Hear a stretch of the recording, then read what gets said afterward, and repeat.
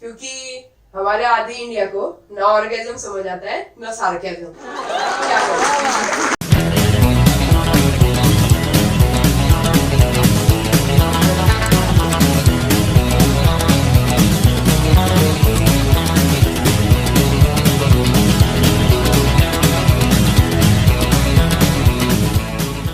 Hello guys, welcome back to my stand up comedy show comedy hub. आज बात करते हैं स्टैंड अप कॉमेडी। मुझे 12th के बाद ही स्टैंड अप कॉमेडियन बनना था। पता है, मुझे जाकिर खान, भुवन बाम टाइप के सपने भी आने लग गए थे। मैंने घर पे बताया कि पापा मुझे स्टैंड अप कॉमेडियन बनना है। वो बोले काय का स्टैंड अप कॉमेडियन, ये वो you know just middle class family things. तो उन्होंने तो मना कर दिया। स्टिल में पीछे पड़ा रहा कि मुझे करनी है तो स्टैंड अप कॉमेडी ही। फिर वो बोले ठीक है, तुझे स्टैंड अप कॉमेडी करनी है, रुक। ठीक है, अगले हफ्ते मेरी इंजीनियरिंग में एडमिशन करा दिया। हुई मेरे साथ हुई सबसे बड़ी स्टैंड अप कॉमेडी। तब से मेरी जिंदगी की उन्होंने बीबी के वाइन्स कर दिए। और करे भी क्या, में जैसे मरने के बाद अंतिम संस्कार कंपलसरी होता है ना, वैसे इंडिया में मिडिल क्लास फैमिली में 12th के बाद इंजीनियरिंग कंपलसरी। उस चक्कर में इंडिया में इतने इंजीनियर्स हो गए कि आप कोई भी एक बड़ी सी कंपनी पकड़ लो, उसके प्यून से लेके सीईओ तक सारे के सारे इंजीनियर, पूरे इंजीनियर भरे पड़े। और वैसे भी इंजीनियरिंग के बाद कोई ज्यादा ऑप्शन भी नहीं बचता हमारे पास। एक तो करना है तो एमबीए करो, फील्ड ही बदल लो, या फिर कोई सस्ती सी जॉब देख के जॉब करने लगो। और अगर ये सब चुतिया पे हमें नहीं पढ़ना है तो एक सिंपल सा फॉर्मूला है, इंजीनियरिंग के टाइम में फेल हो जाओ, पॉलिटिक्स में घुस जाओ।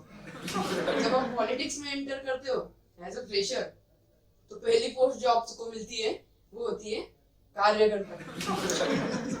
और कार्यकर्ता का एक ही काम होता है, होर्डिंग लगाना। उसके नेता का बर्थडे, लगा होर्डिंग।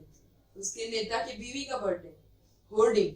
नेता की भैंस का बच्चा हुआ, होर्डिंग। एक बार तो नेता कोई छींक भी दे ना, ये होर्डिंग लगा देते हैं। बोर्डिंग से कब होर्डिंग में चेंज हो जाती है इन्हें पता ही नहीं चलता। जैसे हमारे गली में भी एक है फ्रेशर, एज अ फ्रेशर जिसने ज्वाइन किया था, कार्यकर्ता, उसने भी लगाने चालू किए होर्डिंग। एक बार उसने कर दिया कि है, उसने हमारे गली में एक होर्डिंग लगाया जिसमें लिखा हुआ था सोनिया जी को बर्थडे की हार्दिक शुभकामनाएं, वो भी मराठी में। सोचो, इस चूतिए को कौन बताए कि उसकी मैम को ढंग से हिंदी तक नहीं आती, और ये पोस्टर लगा रहा है मराठी में। और ऊपर से सोचो कि अगर मराठी आ भी गई तो वो दिल्ली से तो धारावी में नहीं आने वाली ना इसका बैनर देखने, और बोलेगी इसने हमको विश किया, हम इसको पार्टी का टिकट देगा। क्या हो गया है। पर मैंने पॉलिटिक्स जब स्टडी करी तो मैंने एक बात नोटिस की कि अगर इंडिया में आपको पॉलिटिशियन बनना है तो दो ही चीजें जरूरी है। दूसरी कि आपके अंदर एक जज्बा आना चाहिए कि मुझे लोगों के लिए कुछ करना है, और पहली कि यही झूठ आपको सबको सच करके बताना है, तभी आप पॉलिटिशियन बन सकते हो। फिर यही होता है, ये जो एज अ कार्यकर्ता ज्वाइन करता है, हर साल हर इलेक्शन के साथ इनका होता है अप्रेजल, फिर इनके होते जाते हैं प्रमोशन। जैसे कार्य करता है, फिर स्वयं सेवक बनता है, स्वयं सेवक है फिर कॉन्ट्रैक्टर बनता है, और जब कॉन्ट्रैक्टर बन जाए और उसमें अगर किसी स्कैम में ये पकड़ा जाए तो होती है उसको जेल। और एक बार अगर आपको जेल हो गई ना, उसका करियर एज अ कार्यकर्ता फिनिश। क्योंकि इंडिया में जेल के बाद तो डायरेक्ट पार्लियामेंट में एंट्री मिलती है। मोदी जी कह रहे मित्रों, हमारी यूथ ही हमारी फ्यूचर है। और उन्हें क्या पता है कि इंडिया में अगर कोई क्राइसिस हुआ तो कोई यूथ नहीं आने वाली, क्योंकि यूथ अगर आ गई तो उनका स्नैपचैट का स्ट्रीक ब्रेक हो जाएगा, या फिर टिकटॉक के उनके फॉलोअर्स मिस करेंगे उनको। टिकटॉक की तो बहुत ज्यादा क्रेज आ गई इंडिया में। मतलब वहां जापान में इंजीनियर 7G 8G टेक्नोलॉजी लाने में बिजी है, रशिया में इंजीनियर एटॉमिक बम बनाने में बिजी है, और इंडिया में इंजीनियर्स टिकटॉक बनाने में बिजी है। तेरी काली काली दो अखियां। और ऊपर से इंडिया में 3-4 साल पहले ऐसी बातें होती थी कि लड़कों के कंपैरिजन में लड़कियां बहुत कम है, पर टिकटॉक वाला ने सारी और फ्रॉक पहन के ये सब इम्बैलेंस जो था ना वो बैलेंस कर दिया। टिकटॉक पे देखो कोई साड़ी पहनी हुई लड़की लड़का, कोई फ्रॉक पहना हुआ लड़का, कल परसों तो कहरी हो गया, मैंने देखी लड़कों का सेलेना गोमेज। पता नहीं ये कहाँ से आ गया। पर अब यूथ की बात चली रही है तो मैं एक सीरियस टॉपिक पे आपसे बात करना चाहूंगा। रिसेंटली हैदराबाद में एक रेप केस हुआ, डॉक्टर प्रियंका रेड्डी, और उसमें जो रेपिस्ट थे चारों के चारों आपके हमारे तरह ही यूथ थे। तो मैं बस यही कहना चाहूंगा कि क्या हुआ है हमारी यूथ को, हमसे ही हमारी माँ और बहनें सुरक्षित नहीं है। और सोसाइटी को मैं यही मैसेज देना चाहूंगा कि instead of teaching your daughter don't get rape, teach your son not to rape. Thank you.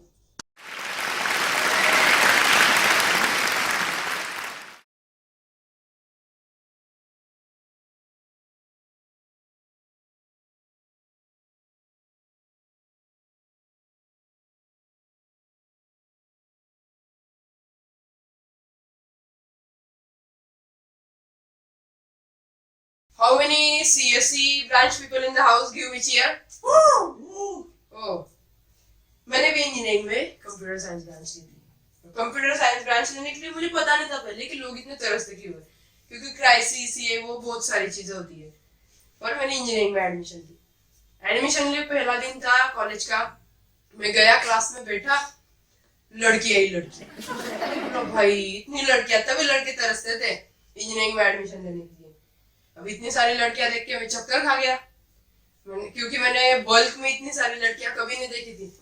और कंप्यूटर साइंस की यही अच्छी खासियत थी। और वहाँ ऑटोमोबाइल और मैकेनिकल वाले सूखा ही सूखा, दे आर लाइक भाई 100-200 ले ले पर किसी लड़की से बात कराते। सो ऐसा ही था। फिर मैंने सोचा चलो इतनी सारी लड़कियां है यार, और मुझे भी सिंगल रहने का कुछ खास शौक नहीं था, सोचा चलो कोई लड़की पट जाए। फिर मैंने मतलब बहुत सी कोशिश की। मेरा एक फ्रेंड था बॉय टाइप, जो खास करके लड़कियों को पसंद होता है। तो वो जो फ्रेंड था तो वो हर सेमेस्टर में नई गर्लफ्रेंड बनाता था। सेमेस्टर बाय सेमेस्टर हमारी किताबें बदलती थी, उसकी लड़की बदलती थी। सोचा चलो आज से यही मेरा इंस्पिरेशन। तो फिर मैंने उसे फॉलो करना स्टार्ट कर दिया। मीन्स जैसे कपड़े वो पहनता था मैं पहनने लग गया, जो डी वो यूज करता था मैं भी यूज करने लग गया। फिर मैंने सोचा चलो यार इसको पूरा ही कॉपी करे, एक तो लड़की पटी जाएगी, क्योंकि मुझे नसीब पे भरोसा था, शक्ल तो मैं भी जानता हूँ। तो ऐसा ही था। फिर एक दिन वो लड़के के घर पे कोई नहीं था, तो अपनी गर्लफ्रेंड को घर ले गया। तो पता नहीं उस रात क्या हुआ, नेक्स्ट दिन हम ग्रुप में खड़े थे, वो लड़की आई और उसके पास आके बोलती आप अभी फ्री हो क्या? भाई इसने ऐसा कौन सा टच कर दिया कि लड़की आप और जी के बात करने लगी। इतना प्यार। तो क्योंकि मुझे घर में प्यार और इज्जत उतनी मिलती है जितना सलमान खान की मूवी में फिजिक्स। मैंने बोला सही है यार, ये ट्राई करके देखते हैं। फिर मैं घर गया, पापा स्टूल पे खड़े थे और ट्यूबलाइट लगा रहे थे। मैंने बोला चलो अब ट्राई करके देखते कौन सा टच है, मुझे भी प्यार मोहब्बत मिले घर में तो सही होगा। फिर मैं गया, पापा स्टूल पे खड़े थे, मैं सब पीछे से गया और मैंने पापा को टच कर दिया। ओ भाई साहब, उसके बाद मुझे इतना और ऐसी ऐसी जगह मारा कि कुछ जगह तो मैं देख भी नहीं पाया, ना कि मलहम लगा पाया। तो तब से मैंने दिमाग में ये बात फिक्स कर ली कि किसी बॉय को फॉलो करने से कुछ नहीं, नसीब पे भरोसा रखो, शक्ल भले ही मनहूस। फिर ऐसे था, सेकंड ईयर में गया, फिर मेरा आ गया एक हाई स्टैंडर्ड लड़की पे क्रश, यू नो औकात के बाहर वाला क्रश। आपका भी होगा कभी ना कभी, मुझे आ गया उस पे क्रश। फिर मैंने सोचा चलो अब ट्राई कर लेते, अगर पट गई तो पट गई, नहीं तो वैसे भी कौन सा कोई अच्छी लड़की पटने वाली। तो फिर सबमिशंस के टाइम पे मैंने उसको हेल्प कर दी। और एक रहता सबमिशंस के टाइम पे जो काम आता है उस पे आप जिंदगी में भी कभी भी आंख बंद करके भरोसा कर सकते हैं। मैंने भी उसको सबमिशन में हेल्प कर दी। ऐसे हम फ्रेंड्स बने, नोट्स शेयर करने के बाद मोबाइल नंबर एक्सचेंज हुए, हमारी बातें होती रही, फ्रेंड्स से हम बेस्ट फ्रेंड बने। और आप तो जानती है बेस्ट फ्रेंड बॉयफ्रेंड से ज्यादा बेस्ट फ्रेंड के मजे रहते। मेरे भी थे, और मेरे अंदर थी खुशी। मैंने सोचा चलो रिलेशनशिप में जाते हैं। तो मैंने एक बार ऐसी मन में फिक्स किया कि चलो इसको आज प्रपोज ही कर देंगे। मैंने हिम्मत जुटाई, उसके सामने गया और बोला आई लव यू। उसने ऐसा देखा, बोलती है हाँ ऐसे नहीं बेबी, मेरे को कोई फिल्मी स्टाइल में प्रपोज करो। मैं भी रोमांटिक सा, मैं भी घुटने पे बैठा और मैंने गाना गा दिया, अगर तुम मिल जाओ। वो बोलती ओ जमाना छोड़ दोगे? मैंने बोला नहीं, हिलाना छोड़ देंगे। And guess what, she agreed. So ऐसे में रिलेशनशिप में है। तो मैं उस जैसे रिलेशनशिप में आया ना, उसने मेरी जिंदगी के मायने ही बदल दिए। एक बार मैं उसके साथ कॉफी पीने गया, तब जाके मुझे पता चला कि 200-250 रुपए की भी कॉफी होती है, क्योंकि उतना तो हमारे मिडिल क्लास फैमिली में चाय पत्ती का मंथली बजट होता है। ऊपर से अगर मेरे को किसी लड़की को कॉफी पिलाते हुए मेरे फैमिली वाले देख लेते ना सीसीडी या स्टारबक्स में, कसम से मम्मी तो बेहोश हो जाती और दादी दादी तो चल बसती, और मेरे पापा तो मुकर जाते कि मैं उनका बेटा हूँ। ठीक है, चल गई रिलेशनशिप। कलर्स भी यार, मुझे रिलेशनशिप में आने से पहले 7 कलर पता थे, RGB, रेड ग्रीन ब्लू, उनके 4 कॉम्बिनेशन। पर एक बार मैं उसके साथ ड्रेस खरीदने गया, तब जाके मुझे पता चला कि अकेले रेड के ही कम से कम 7 डिफरेंट शेड्स होते हैं। Strawberry red, cherry red, maroon red, अदरक रेड, लहसुन रेड। उससे मुझे कलर्स के इतने शेड्स पता चल गए ना, कभी मम्मी के साथ शॉपिंग पे जाओ, मम्मी से ज्यादा शेड्स मुझे पता रहते हैं।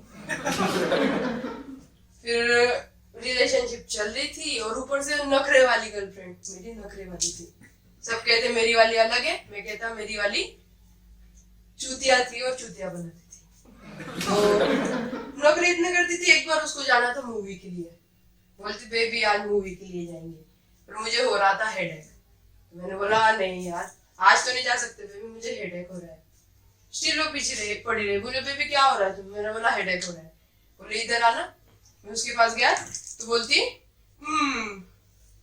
अब ठीक हो जाएगा। मैं बोला भाई साहब उधर मेडिकल ले 4-4 साल तक अपनी मरा रहे हैं मेडिकल के सर्च में, और तेरे से मैं ठीक हो जाऊंगा? क्या ठीक तो नहीं हुआ था, पर मुझे भी रिलेशनशिप बतानी थी। तो मैंने बोला चलो ठीक हो गए। फिर वो मूवी ले गए मुझे, मूवी थी हॉरर मूवी। मुझे पहली बात तो ये समझ में आई कि अगर हॉरर मूवी देख के तेरी पटकी 4 हो जाती है तो हॉरर मूवी जाना क्यों? रिलेशनशिप बचानी थी। मैं गया हॉरर मूवी के लिए, देखी, हम दोनों की पट गई। मूवी देखने के बाद हम बाहर आए, उसके बाद 2-4 दिन कभी भी मैं इसको वाह करके डराओ, वो डर जाती थी। मैं बोलता था बेबी डरावनी मूवी थी, डर जाती थी। तो बोला तेरा प्रॉब्लम क्या है? डर बोला कि तू डर क्यों जाती है? तो बोलती हमारे गर्ल्स का वैसा ही होता है, कोई डर बोले हम डर जाते, किसी ने उल्टी बोल दी हमें उल्टी हो जाती। मैंने बोला हाँ भाई, दिल में मैं खुश हुआ। मैंने बोला चलो इस बात का फायदा उठाते। फिर बोला बेबी मैं ना सुबह ट्रैफिक से आ रहा था, फिर सामने की गाड़ी हट नहीं रही थी, फिर मैंने हॉर्न नहीं बजाई। हॉर्न जो हॉर्न ही नहीं हो रही थी। मैं बोला ऐसे कैसी बात है भाई, जब डर बोले डरती है, उल्टी बोले उल्टी होती है। हॉर्न नहीं बोला तो उसने थप्पड़ मार दी, मार के चली गई। उसके बाद तो जो हाल हुआ ना, मैं आपको एक शायरी में सुनाऊंगा, गौर फरमाइएगा कि वफा जिनसे की वो बेवफा हो गए, वफा जिनसे की वो बेवफा हो गए, जाने वो किस बात से खफा हो गए। तो एक दिन हम थोड़े लेट के उठे नींद से, वो किसी और के साथ हवा हो गए। पता नहीं, वन साइडेड ब्रेकअप कर लिया उसने, किसी और लड़की के साथ सेट हो गई। वापस से मैं आ गया सिंगल के स्टेटस पे। फिर उसके बाद तो कुछ ऐसा हुआ कि मैं उसे बस एक ही बात कहना चाहूंगा, क्योंकि अब तो वो चली गई है, कि शक्कर से मीठी थी तेरी बोली, ऐसे जैसे कि तू कोई टॉफी है। शक्कर से मीठी थी तेरी बोली, ऐसे कि जैसे तू कोई टॉफी थी। बट तुझे एक बात मैं बता दूं, तू तो मेरे इश्क के इंतहा की सप्लीमेंट्री कॉफी थी। और उसके बाद आगे मैं बस उसको एक लास्ट में एक ही कहना चाहूंगा कि कभी ना सोचा था कि दिल को प्यार में ऐसा धोखा मिलेगा, कभी ना सोचा था कि दिल को प्यार में ऐसा धोखा मिलेगा। दुखी मैं तब भी था, दुखी आज भी हूँ, खुशी इस बात की है कि मुझे फिर से एक बार नया मौका मिलेगा। So thank you guys, that's my time. I'm Rupesh Bangale signing out.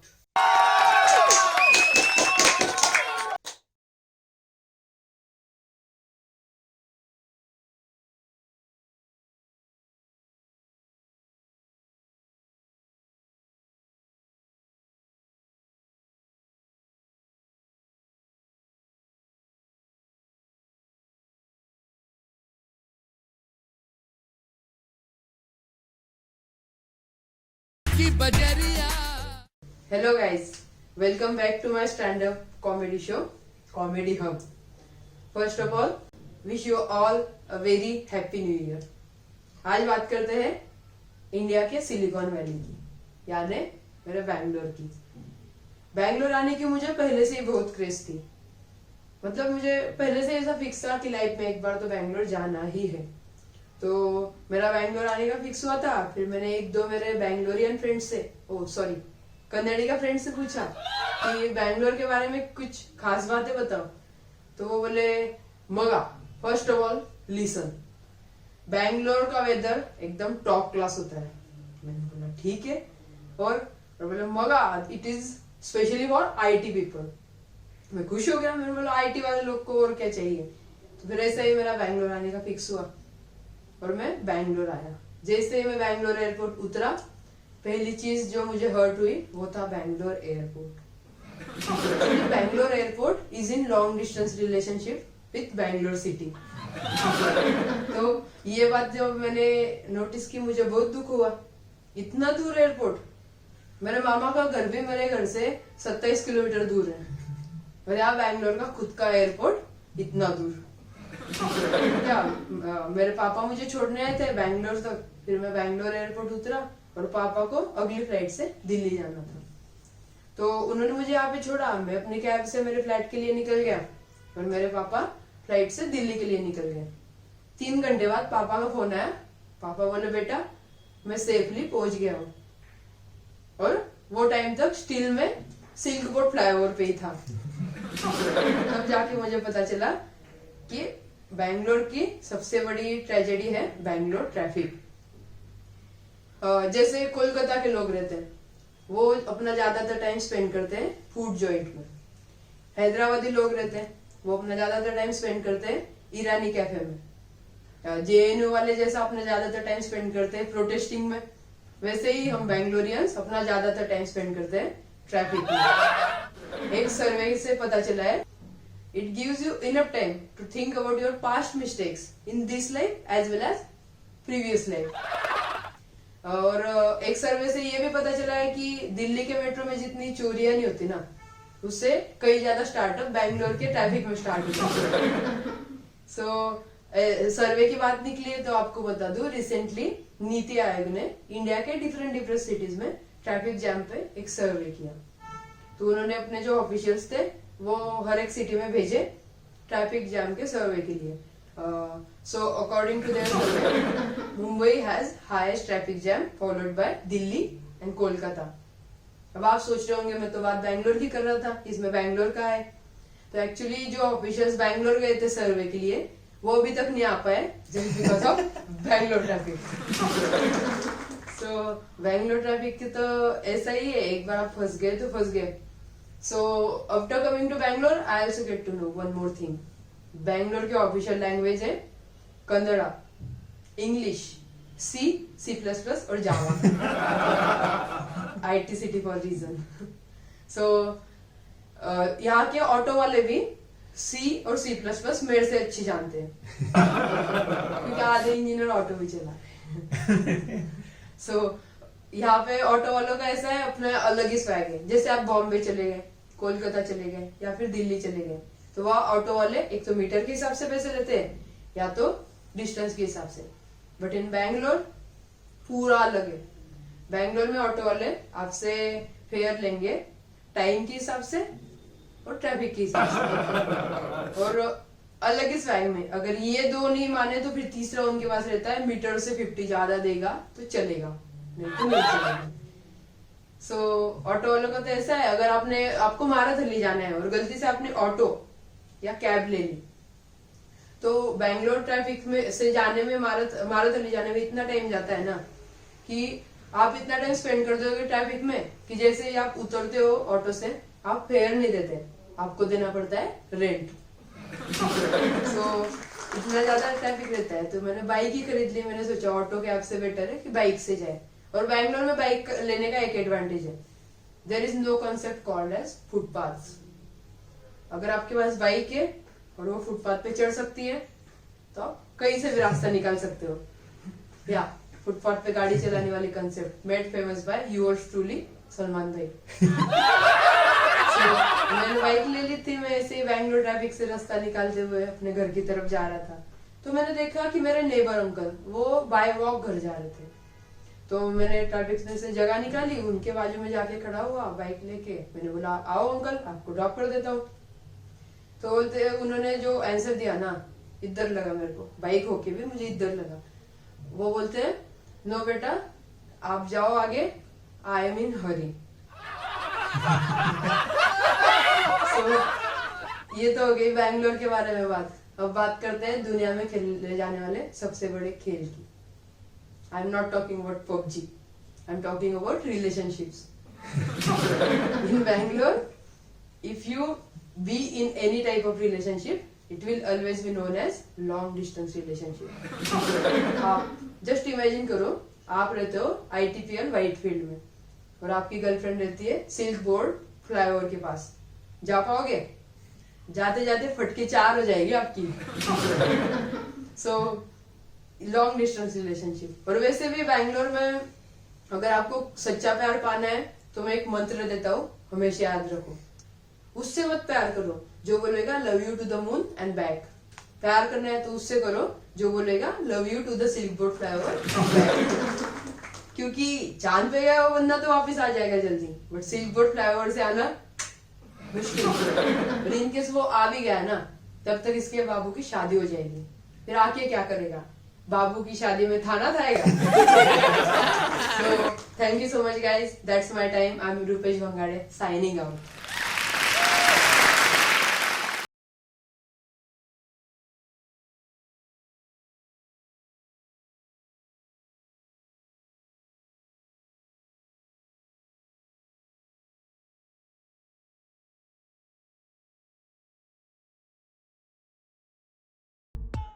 Hello guys, welcome back to my YouTube stand up comedy show comedy hub.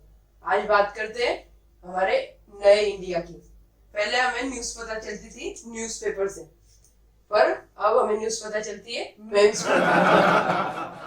पहले हमें रिपोर्ट देने के लिए रिपोर्टर्स थे, पर अब हमें न्यूज़ की रिपोर्ट देने के लिए स्टैंड अप कॉमेडियंस आ गए। And this is why I love my India. क्योंकि इंडिया में जितना कंटेंट हम स्टैंड अप कॉमेडियंस को मिलता है ना, उतना किसी और कंट्री में नहीं मिल पाता था। एंड स्पेशल थैंक्स टू नमो के नमूने, जो कंटेंट देते हैं हमें हर दूसरे दिन नया content. And seriously speaking, I am only second stand up comedian from Maharashtra, because first one are running government there. वैसे आपने तो देखा ही होगा जो सीएम की कुर्सी के लिए जो हमारे महाराष्ट्र में लो बजट जीओटी चला था ना, बहुत रेटिंग आई होती है अगर वो हॉटस्टार या नेटफ्लिक्स पे दिखा दे। और इस जीओटी में सरसी यानी गेम चेंजर का काम कर रहे थे शरद पवार साहब। उन्होंने जो हर 2 दिन में गेम बदले ना, सरसी को मात दे दी। वैसे पवार साहब हमारे स्टेट लेवल के गेम चेंजर है, क्योंकि नेशनल लेवल पे तो अमित शाह है हाई लेवल की game changer, just like Chanakya. अगर गेम ऑफ थ्रोन्स की स्क्रिप्ट अमित शाह ने लिखी होती ना, उसका 8 सीजन भी हिट करवा देते। और इंडिया में इतने ज्यादा पॉलिटिशियंस धोखा देते हैं ना, एक सर्वे से पता चला है कि बिहार में जितना लिट्टी चोखा नहीं खाया जाता, उससे ज्यादा इंडिया में पॉलिटिशियंस से धोखा खाया जाता है। कल परसों मैंने न्यूज में देखा कि प्याज के भाव बढ़े जा रहे हैं और इंडिया में मंदी है, इकोनॉमी डाउन आ रही है इंडिया की। पर मैं बोलूं कहाँ है मंदी और कहाँ इकोनॉमी हमारी डाउन आ रही है, क्योंकि लोग 150-200 रुपए किलो के प्याज खाए जा रहे हैं। ये कौन सी मंदी है? और प्याज के भाव तो दिन ब दिन आसमान छुए जा रहे हैं। पहले जब बीजेपी ऑपोजिशन में थी तो पेट्रोल के भाव बढ़ते थे, बीजेपी रास्ते थे। प्याज के भाव बढ़ते थे, बीजेपी रास्ते थे। पर जब से बीजेपी रूलिंग पार्टी बनी है ना, इन्होंने प्याज और पेट्रोल के भाव कुछ ऐसे बढ़ा दिए कि अगर आम आदमी खरीद ले ना तो खुद ब खुद रास्ते पे आ जाएगा। तो प्याज के भाव बढ़े थे, किसी रिपोर्टर ने निर्मला सीतारमण से पूछा कि प्याज के भाव बढ़े, आपका इसके बारे में क्या कहना है? तो निर्मला सीतारमण ने एक हार्ट टचिंग जवाब दिया बोली मैं तो प्याज खाती ही नहीं। तो मेरा उनसे यही कहना है, काजू बादाम तो खाती हो ना, वही सस्ता करवा दो। एक्चुअली हम लोग ही अनपढ़ है, उन्होंने ये सब चेंजेस अचानक नहीं लाए। मोदी जी पहले से ही कहते थे, मित्रों ना खाऊंगा ना खाने दूंगा। हम लोग सोचते थे करप्शन के बारे में बात कर रहे हैं, पर एक्चुअली वो टाइम पे वो तो प्याज के बारे में बात कर रहे हैं कि ना खाऊंगा खुद ना आम आदमी को खाने दूंगा। और कुछ दिनों में तो ऐसा होने वाला है प्याज के भाव कि हमें प्याज सेफ्स और बैंक के लॉकरों में रखने पड़ेंगे। पहले देखो न्यूज आती थी, बैंक के पैसे लेके लंदन भागा माल्या। कुछ दिनों में ऐसी न्यूज आएगी, SBI से 100 kg प्याज लेके लंदन भागा Mallya. I can't wait to see Arnab Goswami inviting government on his show and ask, nation wants to know क्यों बढ़े प्याज के भाव। Actually Arnab Goswami, I love this guy, बहुत ही गजब का बंदा है, अपना अलग ही स्वैग है। ये अपने शो पे बड़े बड़े सेलिब्रिटीज पॉलिटिशियंस को बुला के डांटता है। एक्चुअली ये ऐसा बंदा है, अगर उसकी हम बात करने की कंपैरिजन करें ना, so logically speaking Arnab Goswami is inversely proportional to Manmohan Singh. वो एक ही बात नहीं होती, ये रुकता नहीं, because this is my show and I only will talk. ये वर्ल्ड का पहला बंदा है जो शायद आर्गुमेंट में अपनी बीवी से भी जीत जाए। सो अर्णव गोस्वामी लव, इसके बाद मुझे वीडियो ना हटाना पड़े तो अच्छा है। अपनी गवर्नमेंट ने बोला था कि आर्टिकल 370 के बाद हम कश्मीर को बाकी स्टेट्स की तरह कर देंगे। सच है, उन्होंने अपना प्रॉमिस निभाया है। उन्होंने सिटीजन अमेंडमेंट बिल लाकर बाकी स्टेट्स को भी कश्मीर जैसा बना दिया। और उसमें अपना सबसे मेन सपोर्ट है हमारी यूथ का। बीजेपी वाले बोले थे कि हम स्वच्छ भारत लाएंगे, पर उस चक्कर में उन्होंने पूरे भारत में हक दिया। अब वो प्रोटेस्ट इतनी हुई जा रही है। वैसे इस महीने में ना कोई भी यूथ प्रोटेस्ट नहीं करता था। दिसंबर है यार, ईयर एंडिंग, सबके अपने अपने प्लान्स होते हैं, स्टॉक जमाना होता है, पर यूथ के पास 2 ही ऑप्शन बचे थे दिसंबर में, या तो थिएटर जाओ तो बम 3 जाके देखो जहाँ फिजिक्स की मांगे होती, या फिर दूसरा ऑप्शन कैद के खिलाफ प्रोटेस्ट करो। इंडिया की मांगे होती, तो मोस्टली यूथ ने इंडिया के मांगे चुना। और इस प्रोटेस्ट में ना कुछ लोग ऐसे भी है जिनको पता भी नहीं है कि सिटीजन अमेंडमेंट बिल क्या है। एक यूथ था, वो ऐसा ही प्रोटेस्ट में था और नारे लगा रहा है, नहीं चलेगी नहीं चलेगी तानाशाही नहीं चलेगी। रिपोर्टर गया उसके पास, उसने पूछा कि भाई आपको पता है आप क्यों प्रोटेस्ट कर रहे हैं? हाँ, इनकी जो तानाशाही है वो हमें मिटानी है। तो किस बात की तानाशाही? तो बोले गवर्नमेंट ने ये जो कैब बिल पास करा है ना, मैं इसके खिलाफ प्रोटेस्ट कर रहा हूँ, क्योंकि इस बिल के बाद जो ओला उबर के प्राइस बढ़ेंगे ना, अगर ओला उबर के प्राइस बढ़ेंगे तो हम यूथ ट्रैवल कैसे करेंगे, इसलिए मैं कैब के बिल्कुल खिलाफ हूँ। मैं खुश हो गया, मैं बोला भाई ये कौन से सस्ते नशे, ये वाला माल तो सारा मुझे भी फूकना है, नशा ही नशा, नहीं उसको कहा क्या चल रहा है। यूथ का ही जो इस प्रोटेस्ट में मेन पार्टिसिपेशन है ना, यही हमारी इंडिया की कमजोरी है। Actually India needs to be reunited and show the world that in India there is unity in diversity.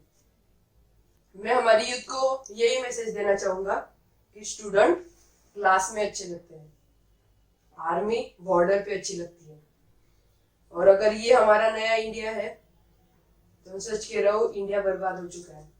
APJ Abdul Kalam का जो उन सर का जो विजन था, विजन 2020, वो कोई बिखर सा गया है, और उसके लिए जिम्मेदार है हम और आप जैसे यूथ।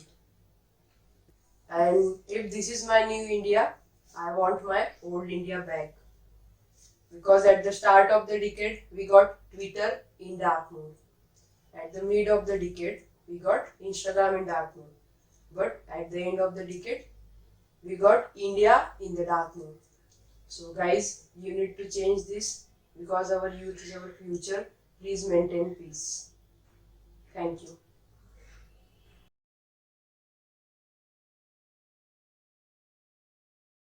वैसे ये वीडियो तो मैंने पोस्ट कर दिया, पर इसके बाद कमेंट सेक्शन में जो बवाल होगा ना, शायद मुझे वीडियो डिलीट करने के लिए भी बोला जाएगा कि कंट्रोवर्शियल है।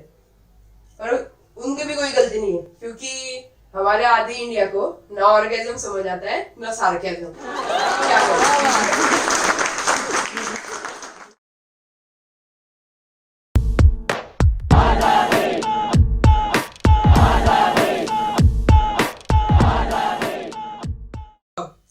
आज बात करते कंप्यूटर इंजीनियर्स की।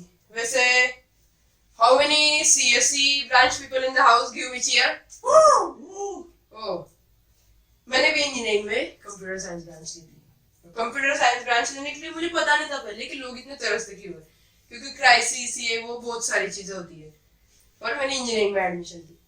एडमिशन लिए पहला दिन था कॉलेज का, मैं गया क्लास में बैठा, लड़की आई लड़की।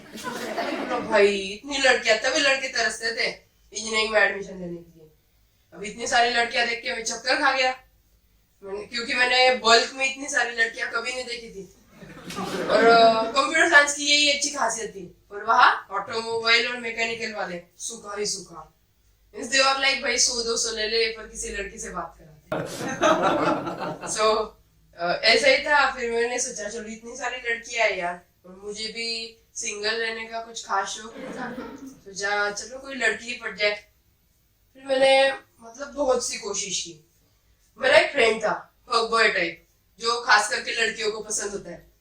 तो वो जो फ्रेंड था, तो वो हर सेमेस्टर में नई गर्लफ्रेंड बनाता था।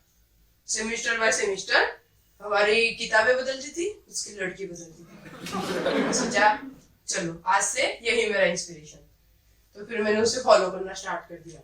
मीन्स जैसे कपड़े वो पहनता था मैं पहनने लग गया, जो डी वो यूज करता था मैं भी यूज करने लग गया। फिर मैंने सोचा चलो यार इसको पूरा ही कॉपी करे, एक तो लड़की पटी जाएगी, क्योंकि मुझे नसीब पे भरोसा था, शक्ल तो मैं भी जानता हूँ। तो ऐसा ही था। फिर एक दिन वो लड़के के घर पे कोई नहीं था, तो अपनी गर्लफ्रेंड को घर ले गया। तो पता नहीं उस रात क्या हुआ, नेक्स्ट दिन हम ग्रुप में खड़े थे, वो लड़की आई और उसके पास आके बोलती आप अभी फ्री हो क्या? भाई इसने ऐसा कौन सा टच कर दिया कि लड़की आप और जी के बात करने लगी। इतना प्यार। तो क्योंकि मुझे घर में प्यार और इज्जत उतनी मिलती है जितना सलमान खान की मूवी में फिजिक्स। मैंने बोला सही है यार, ये ट्राई करके देखते हैं। फिर मैं घर गया, पापा स्टूल पे खड़े थे और ट्यूबलाइट लगा रहे थे। मैंने बोला चलो अब ट्राई करके देखते कौन सा टच है, मुझे भी प्यार मोहब्बत मिले घर में तो सही होगा। फिर मैं गया, पापा स्टूल पे खड़े थे, मैं ऐसा पीछे से गया और मैंने पापा को टच कर दिया। ओ भाई साहब, उसके बाद मुझे इतना और ऐसी ऐसी जगह मारा कि कुछ जगह तो मैं देख भी नहीं पाया, ना कि मलहम लगा पाया।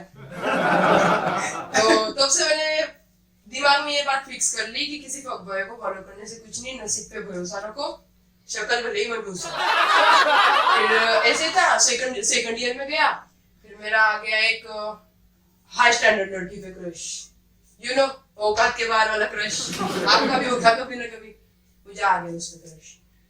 फिर मैंने सोचा चलो अब ट्राई कर लेते, अगर पट गई तो पट गई, नहीं तो वैसे भी कौन सा कोई अच्छी लड़की पटने वाली। तो फिर सबमिशंस के टाइम पे मैंने उसको हेल्प कर दी।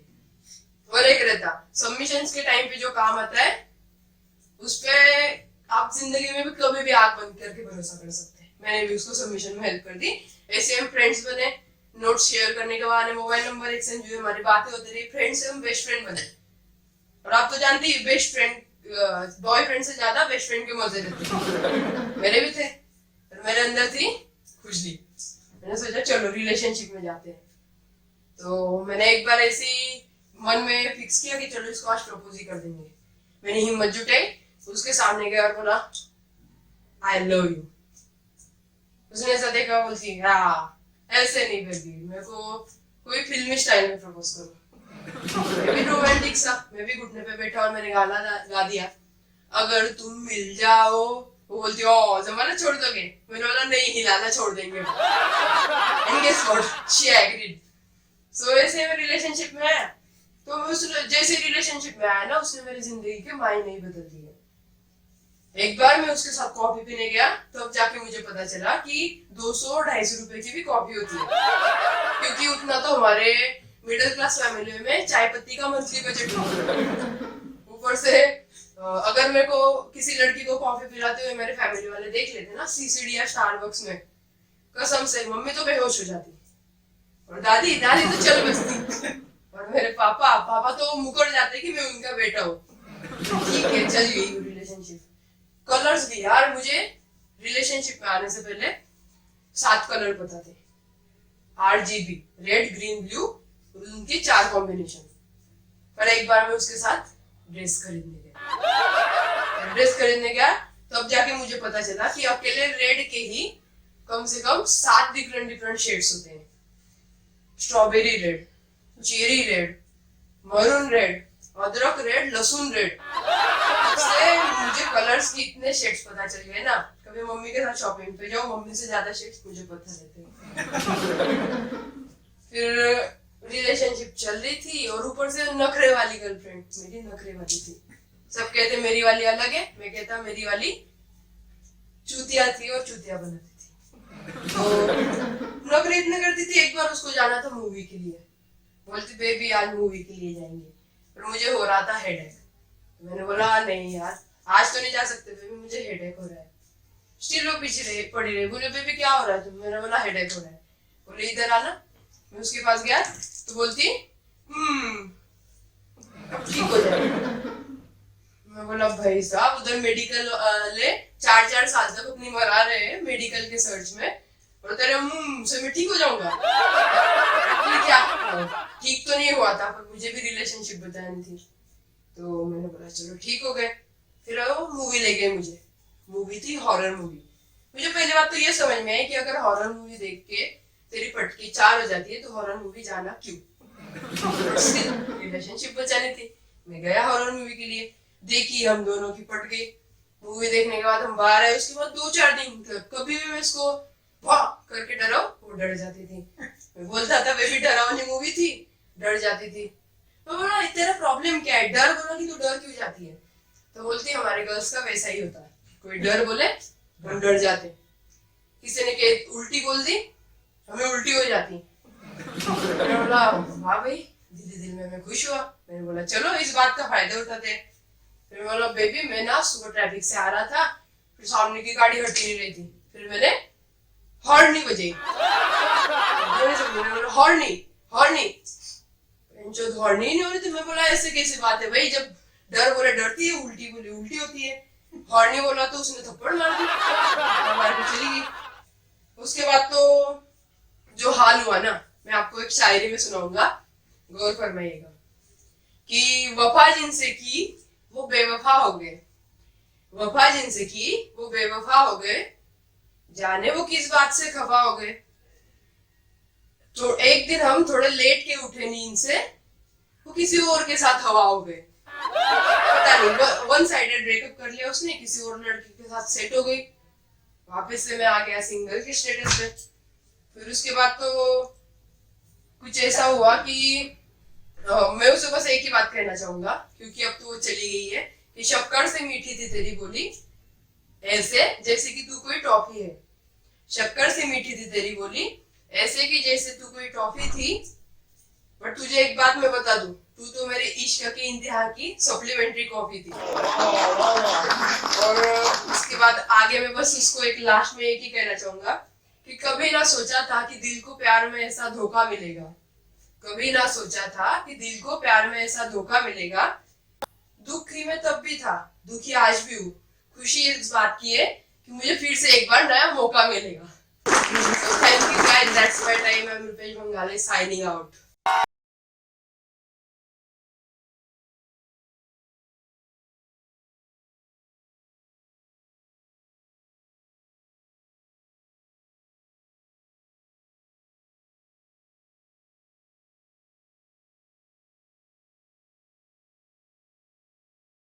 हैंडसम कॉमेडियन देखा होगा, गुड लुकिंग कॉमेडियन देखा होगा। आप सोच रहे होंगे किड लुकिंग कॉमेडियन था। हाँ सही सोचा। मेरे लाइफ में मेरे साथ हमेशा कॉमेडी की है, तो सोचा क्यों ना स्टैंड अप कॉमेडी करूं। सो मैंने अपना ये यूट्यूब शो स्टार्ट किया है, कॉमेडी हब। सो बेसिकली मैं आपको अपने बारे में बताना चाहूंगा। मैं एक मिडिल क्लास फैमिली से हूँ। वैसे यहाँ कौन कौन मिडिल क्लास फैमिली से है? ओ, सब मिडिल क्लास फैमिली से। फिर इतनी टिकट खरीद के आते कैसे हो? मैं भी एक मिडिल क्लास फैमिली को बिलोंग करता हूँ। और मिडिल क्लास होने का आपको तो पता है कितनी बड़ी ट्रेजेडी होती है अगर आप मिडिल क्लास फैमिली से बिलोंग करते हो। मैं बहुत ज्यादा मिडिल क्लास हूँ, मतलब मैं इतना ज्यादा मिडिल क्लास हूँ कि अब तक मैंने एयरप्लेन मोड सिर्फ नेटवर्क रिफ्रेश करने के लिए यूज किया है। और हमारे यहाँ साबुन भी आता है ना, लाइफ बॉय का साबुन आता है, उसको भी हम 2 टुकड़ों में काट देते हैं। अगर शैम्पू की बोतल है वो भी हम तब तक यूज करते हैं जब तक उसको हिला के पूरा उसका रस न निकाल जाए। मिडिल क्लास फैमिली में सबसे इपिक कैरेक्टर होता है वहां की माँ। मिडिल क्लास फैमिली की माँ ऐसी होती है कि जिसको हर बात मनमानी रहती है। जैसे बालों की बात आप देख लो, ये उसकी फेवरेट हेयर स्टाइल है। हालांकि मैंने चेंजेस लाए थे पर वो कभी मंजूरी नहीं हुए, सो ये उसकी फेवरेट हेयर स्टाइल है। स्कूल का भी वैसे ही था। स्कूल दिनों में भी हमें एक साइज बड़े कपड़े दिलाती थी, फिर वो पैंट रहती थी एक साइज बड़ी। मैं क्लास पास हो जाता था पर कभी मेरी नई पैंट का बजट पास नहीं होता। सो मिडिल क्लास फैमिली में भी रहने के बहुत से मैंने कष्ट सहे हैं, ऐसा हम कह सकते हैं। और मैं एक सॉफ्टवेयर इंजीनियर भी हूँ। ये मेरे साथ हुई दूसरी बड़ी ट्रेजेडी। मैं एक सॉफ्टवेयर इंजीनियर हूँ और आप तो जानते ही है सॉफ्टवेयर इंजीनियर में 2 टाइप होते हैं। एक जो होता है जो दिन के शेड्यूल में काम करता है। वैसे आप कौन कौन दिन के शेड्यूल में काम करते हैं? वो होता है, अरे भाई अकेले, सही है। वो ये जो दिन के शेड्यूल में काम करते हैं ना, ये लोग होते हैं मजदूर की तरह। या मजदूर भी सुबह 9 बजे आता है अपने काम पे अपना टिफिन लेके, ये भी जाते हैं टिफिन लेके अपने अपने ऑफिस। उसको भी दिन भर काम करना है, इसको भी दिन भर काम करना है। थोड़ी भी गलती हुई वो खाता है सुपरवाइजर से डांट और ये लोग खाते हैं एचआर से डांट। और इसमें दूसरा टाइप जो होता है ना, वो होता है सबसे इपिक टाइप, वो होता है वॉचमैन। जो नाइट के शेड्यूल पे, मतलब यूएस के शेड्यूल पे जो काम करते हैं ना, वो लोग होते हैं वॉचमैन के जैसे। जैसे वॉचमैन यहाँ रात को अपनी ड्यूटी के लिए निकलता है, ये भी इनकी कैब आती है अपनी ड्यूटी के लिए निकलते हैं। सेम इनको भी ऑफिस जाके दिन भर कोडिंग करनी है। वॉचमैन का भी सेम है, रात भर जगना है, घूमते रहना है। दोनों की जॉब सेम होती है, दोनों की जॉब में बस एक ही डिफरेंस है, वॉचमैन की जॉब में डंडा हाथ में होता है। This you can feel, because जो यूएस के शेड्यूल पे काम करते हैं वो हर वॉचमैन ये फील कर सकते हैं। अब बात करते हैं रियलिटी शोज की। रियलिटी शोज जो तो पहले मुझे बहुत पसंद थे क्योंकि नया नया टैलेंट देखने को मिलता था, सब चलता था। फिर उसमें एक बकचोदी आ गई, सब लोग उसे बिग बॉस कहते हैं, मैं तो बकचोदी कहता हूँ। सो बिग बॉस की वजह से मैंने रियलिटी शोज देखना छोड़ दिया। और उसके साथ और एक रीजन भी था, वो था रियलिटी शोज की जजेस। जज आप देख लो, डांस इंडिया डांस की गीता कपूर पकड़ लो, कोई भी सामने आए उसको रोना रहता है। और इंडियन आइडल में रहती है नेहा कक्कर, उसको भी खास रोने के लिए बिठाया रहता है। जैसे सामने कोई भी आ जाए, आता है, खड़ा होता है, बोलता है मैम मैं बहुत गरीब घर से हूँ, फिर उसका प्रोमो दिखाते हैं, वो बताते हैं कि मेरे पापा ऑटो रिक्शा ड्राइवर है। फिर उसका एक प्रोमो दिखाते हैं, एक टूटा हुआ घर, एक फटी हुई साड़ी पहनी हुई माँ चूल्हे पे रोटी बना रही है।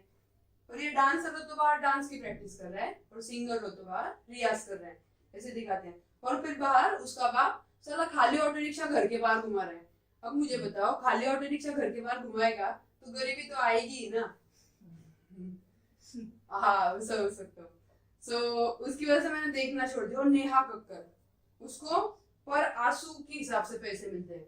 जैसे कि आप देख लो इंडियन आइडल में कभी भी वो कोई भी सीजन जज करती है, सामने कोई भी आ जाए उसे बस रोना है। जैसे सामने कोई खड़ा हुआ बोलता है मैम मैं बहुत गरीब घर से हूँ, रोएगी। सामने कोई आता है, खड़ा होता है, बोलता है मैम मैं तो बचपन में ही पैदा हो गया था, माँ मेरी लेडीज थी, रोती यार इसको पता ही नहीं। एक बार तो इसने कहर ही कर दिया।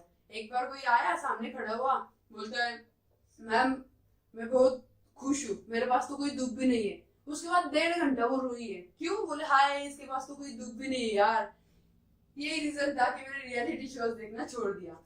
फिर मैंने सोचा चलो कुछ और देखते हैं। And being a 90s kid, everyone grown up watching Salman Khan. Salman Khan movies तो देखते हो ना, मैं भी देखता हूँ क्योंकि मुझे सलमान खान पसंद होने का एक रीजन है, सब हीरो जो रहते हैं वो देते हैं हिट मूवी, पर सलमान खान जो होता है वो देता है हिट एंड रन मूवी। जैसे कि आपने देखी ही होगी, जी न्यूज पे आती है, आज तक पे आती है, एनडीटीवी पे आती है। सो इसके लिए मुझे सलमान खान पसंद है। और वो जो फिजिक्स की माँ बहन करता है ना, उसकी वजह से मुझे सलमान खान की मूवीज देखना बंद करना पड़ा, क्योंकि वो एक से एक हॉरर मूवीज देता है। जैसे ट्यूबलाइट देख लो या भारत देख लो, थिएटर में अकेले व्यक्ति के अगर देखोगे ना, वो कसम खा के बोलते हो आंखों से खून निकल के आएगा। तो मैंने सोचा अब क्या ही बकचोदी देखे, और बॉलीवुड को लगा है हॉलीवुड से सीन कॉपी करने का चस्का। हर एक सीन कॉपी करेंगे, फाइटिंग सीन कॉपी करेंगे, पर कुछ सीन्स हैं जो कभी कॉपी नहीं कर सकते। जैसे कि हॉलीवुड मूवी में सीन होता है, विलन और हीरो का फाइट चल रहा है, फिर विलन जो रहता है वो हीरो को मारता है और भागता है, और भाग के जा रास्ते में कोई भी टैक्सी ऑटो जो भी मिले उसमें बैठता है और चला जाता है। ये मूवी बॉलीवुड कभी कॉपी नहीं कर सकता। जस्ट इमेजिन, विलन ने हीरो को मारा, विलन भागा, किसी कार में बैठा और चला गया, उधर से हीरो भाग के आया, एकदम भाग के आया, फुटू म्यूजिक बज रही है, टैक्सी में बैठा बोलता फॉलो दैट कार, क्या होगा? इंडिया में टैक्सी वाला से पीछे मुड़ के देगा, मीटर से 50 ज्यादा देगा तो चलेगा। कैसे कॉपी करेंगे आप ही बताओ। फिर मैंने सोचा चलो यार टेस्ट ही बदल लेते हैं। फिर मैंने स्टार्ट किया हॉलीवुड मूवी हिंदी डब देखने में। पर हॉलीवुड की मूवी अगर आप हिंदी डब देख रहे हो, फिर वो एवेंजर्स हो या जेम्स बॉन्ड, वो हिंदी नहीं होती है एक्चुअली, वो भोजपुरी होती है। कोई भोजपुरी डबिंग आर्टिस्ट पकड़ के लाते हैं और उससे हिंदी में डब कराते हैं हॉलीवुड मूवी। अगर आपको भरोसा नहीं होगा, जब आप घर जाओगे देखो James Bond, James Bond, just imagine Hindi dub movie आप देख रहे हो, James Bond, licence to kill, he wears an tuxedo and drives Aston Martin. But when you watch Hindi dub movie, he actually speaks Bhojpuri, yaar. You know how awkward is that? Just imagine that scene.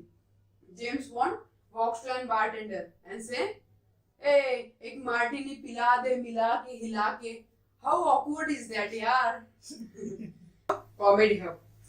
अब बात करते हैं उस virus की जिसने पूरी दुनिया को हिला के रखा है। जी हाँ, कोरोना वायरस की। कोरोना वायरस से पूरे दुनिया में इतने लोग अफेक्टेड हुए हैं, बहुत से लोगों की डेथ हो गई। जी हाँ, इंडिया में भी वो आग की तरह फैल रहा है, तो सेफ रहे। पर मेरा कहना है कि इससे इतना ज्यादा ना डरे, क्योंकि जल्द ही चला जाएगा। Because Indians know better, made in China चीजें ज्यादा टिकती नहीं। Probably coronavirus is the second most dangerous virus given by China.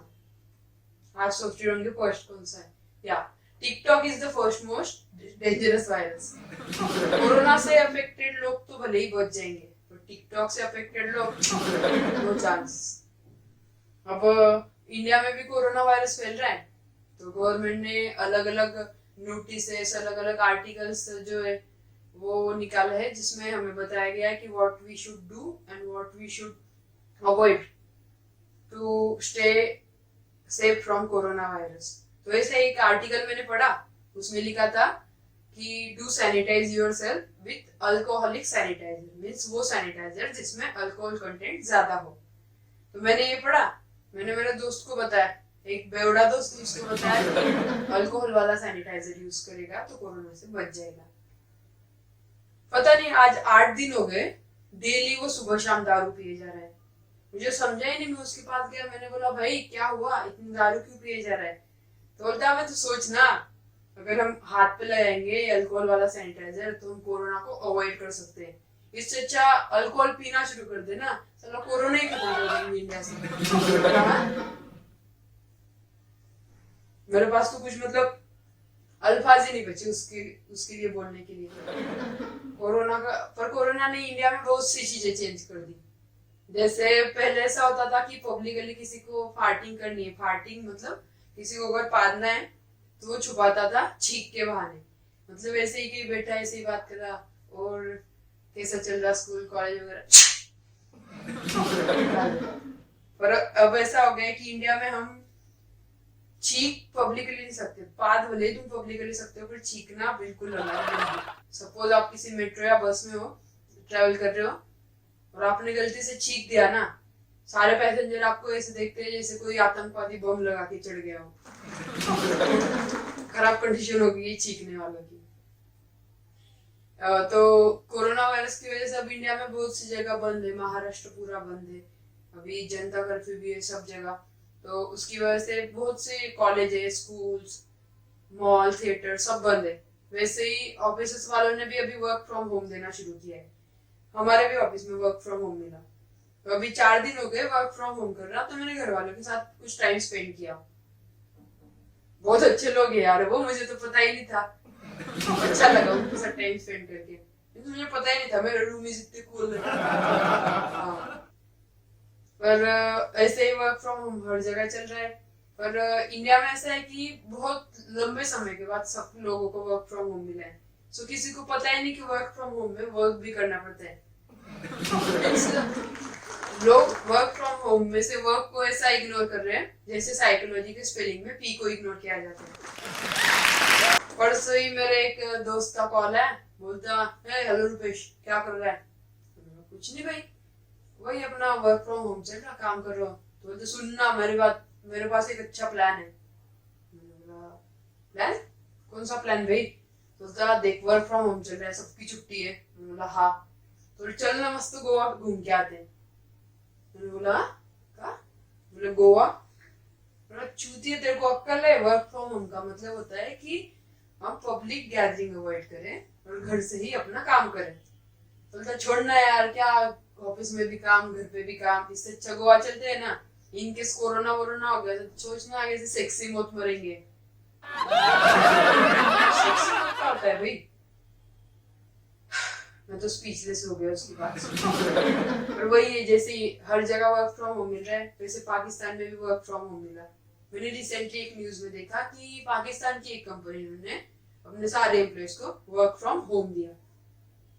तो फिर वर्क फ्रॉम होम मिला और नेक्स्ट डे न्यूज में मैं देख रहा हूँ कि 10 से 15 जगह अलग अलग घरों में धमाके हुए, बॉम्ब स्फोट हुए। सब लोग परेशान कि भाई हम तो सोच रहे थे कि कोरोना फैल रहा है, कोरोना से मरेंगे, ये तो अलग ही बॉम्ब के धमाकों से लोग मरे जा रहे हैं। सब लोग परेशान थे कि हुआ तो हुआ कैसे।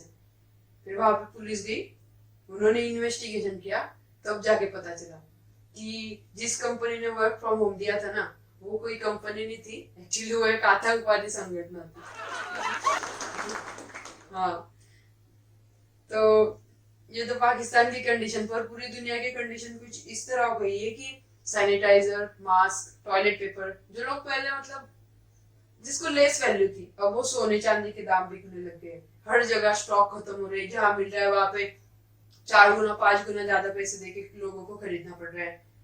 ये सोच के ना कभी कभी मुझको इतना पछतावा होता है अपनी थिंकिंग पे, काश मैं यस बैंक की जगह टॉयलेट पेपर में इन्वेस्ट कर लेता। इसका एक फायदा तो होता, इनकम मेरी सेफ रहती, प्लस रिटर्न्स अच्छे मिलते। और वर्क कोरोना वायरस का यही एक सिर्फ इम्पैक्ट नहीं है, कोरोना वायरस का सबसे बड़ा इम्पैक्ट जो है वो होगा पॉपुलेशन। जी हाँ, चाइना में और इटली में डेथ का काउंटिंग इतना ज्यादा बढ़ चुका है कि उनके पॉपुलेशन पे गहरा इम्पैक्ट होगा। वैसे पॉपुलेशन पे इम्पैक्ट तो इंडिया में भी बहुत होगा, बिकॉज कोरोना की वजह से जैसे चाइना इटली में लोग मरे जा रहे हैं तो उनकी पॉपुलेशन घट रही है, वैसे ही इंडिया में इतनी कंपनियों ने वर्क फ्रॉम होम दिए कि प्रोबेबली आने वाले कुछ महीनों में इंडिया की पॉपुलेशन में भी 40-50% से शायद बढ़ जाए। यही तो प्रॉब्लम इंडिया का, ऑर्गेजम भले ही समझना है, सार्केजम समझ लेते हैं कभी कभी। ये तो हुआ कोरोना के बारे में, but jokes apart we should take it seriously.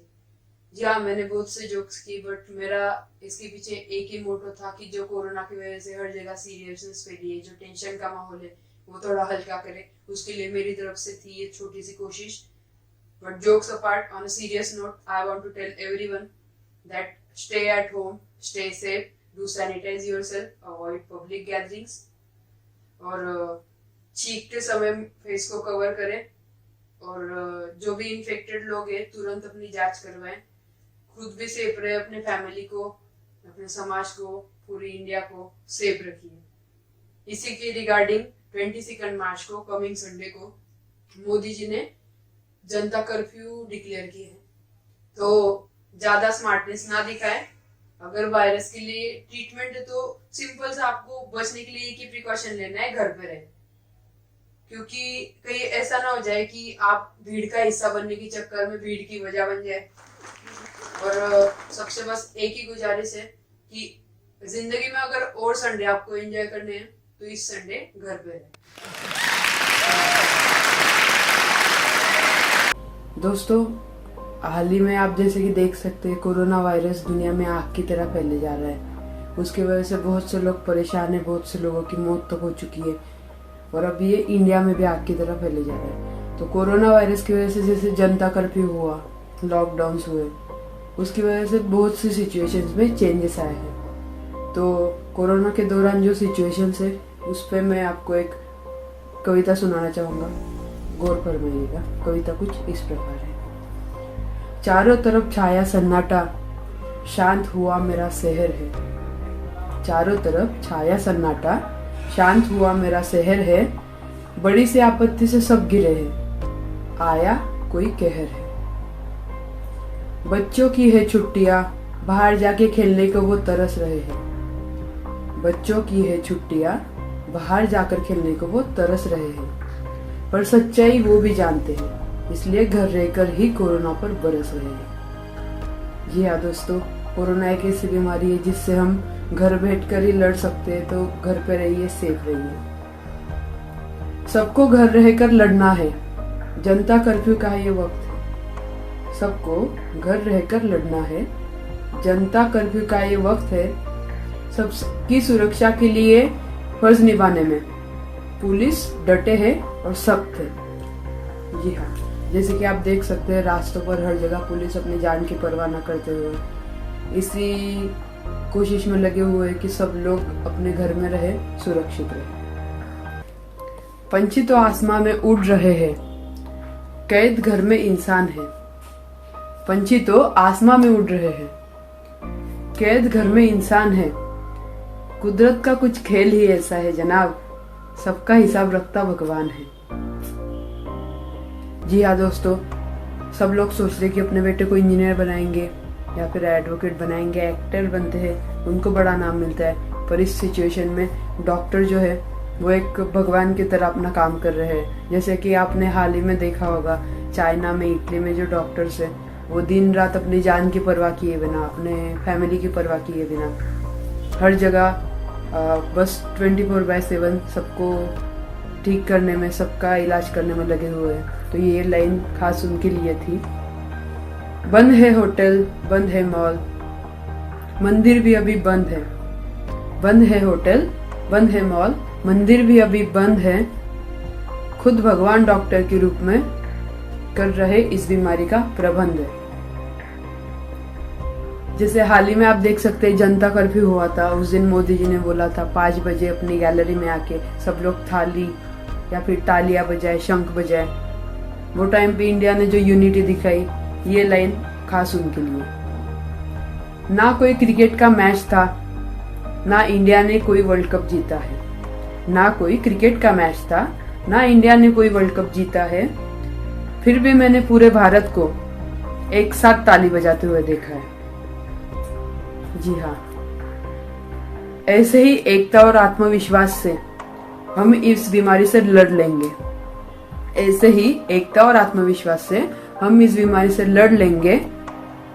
हम सब कुछ दिन घर रहकर इस कोरोना को बाहर कर देंगे।